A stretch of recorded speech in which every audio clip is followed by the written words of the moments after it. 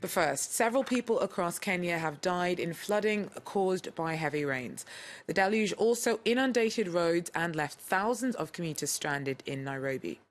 Hillside communities have been warned to watch out for landslides, and people living in informal settlements have been urged to move. Our Reuben Kiama tells us more. He's in Nairobi. Reuben, from what you've seen, how disruptive have the rains been? Indeed, the rains have been wreaking havoc. According to the Kenya Red Cross, several people have been swept away by raging floods, and thousands of households have been affected. There are also reports that more than 10 people have actually lost their lives as a result of the heavy rains in the recent weeks.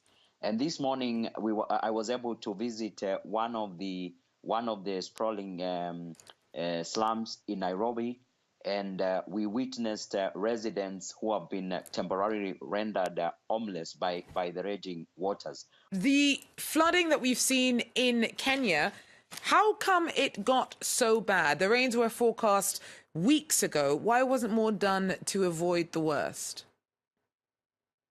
Yes, Georgia. Actually, the heavy rain started about 2 weeks ago, and according to the Kenya Meteorological Department, they had warned of the impending heavy rains with devastating effects, but little seemed to have been done to avert the crisis.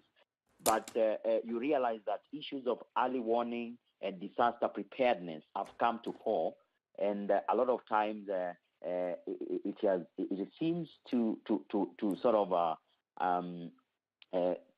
sort of catch the authorities unawares. For example, a few hours ago, the governor of Nairobi, Mr. Mike Sonko, has apologized to the public, and he says that indeed it is sad that all over the country the situation is similar, and Kenyans have been forced to deal with a lot of damage as well as floods and traffic snarl-ups.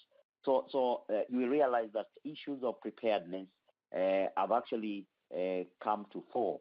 But right now, Kenyan officials are appealing to residents, especially those living in flood-prone areas, to move to higher grounds to avert further death and destruction. Thanks very much. Reuben Kiama there for us in Nairobi.